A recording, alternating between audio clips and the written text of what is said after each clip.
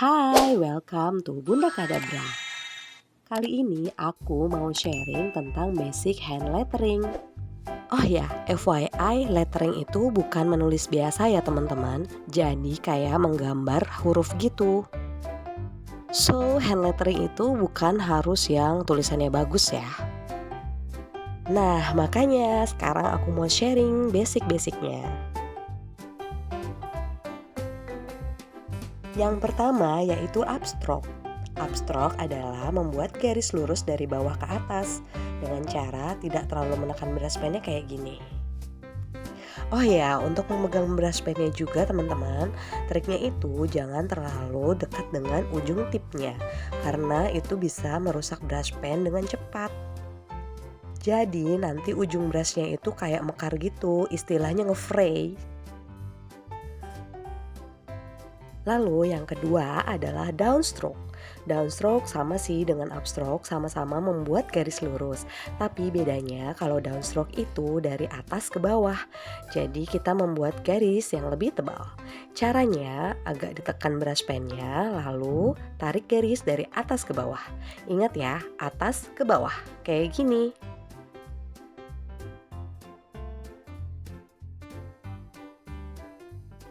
Next, yang ketiga adalah overturn.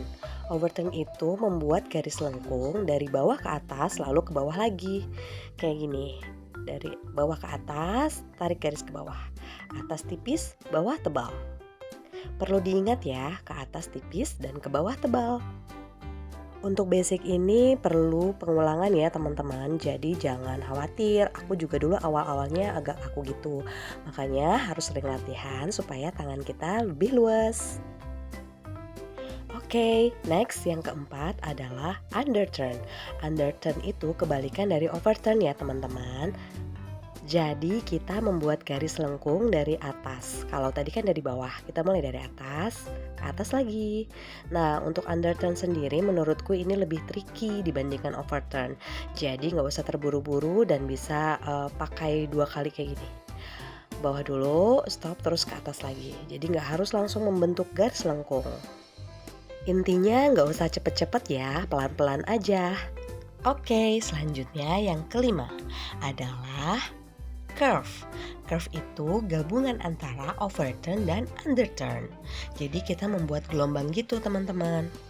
Kayak gini. Overturn lalu underturn. Aku juga masih pelan-pelan kok dan masih belajar terus supaya tangannya nggak kaku. Jadi kalau kalian ngerasa belum sempurna atau belum maksimal, jangan putus asa ya. Karena memang lettering itu perlu latihan yang konsisten supaya tangan kita nggak kaku lagi. Oke, next yang keenam adalah oval. Jadi kita membentuk seperti huruf O. Nah, untuk membentuk oval yang maksimal, jangan ambil garisnya dari atas ya, tapi dari agak samping gini. Karena kalau mulai dari atas hasilnya akan berbeda dan kurang maksimal. Ya, diulang-ulang terus kayak gini. Jadi kalau kita sudah tahu basicnya, itu akan memudahkan kita untuk membuat huruf di lettering. Oke, yang terakhir, yang ketujuh yaitu adalah loops. Loops itu kayak gini teman-teman. Tarik garis ke atas lalu ke bawah. Diulang-ulang terus sampai tangan kita nggak kaku. Sampai dirasa enak tarik garisnya.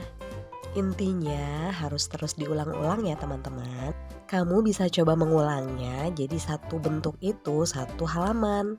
Jadi nanti akan lebih terbiasa dan lebih nyaman untuk bikin letteringnya. Oh ya, untuk kertasnya kalian bisa pakai yang grid atau yang dot ya untuk latihan. Kalau brush pennya ini sekarang aku lagi pakai Joico. Nah, sekarang aku mau kasih contoh cara membuat huruf di lettering. Ini aku mau bikin huruf A nih. Pertama bentuk oval dulu, lalu underturn kayak gini. Kalau digabung akan menjadi huruf A. Lalu aku mau coba bikin huruf G dari oval dan juga loop.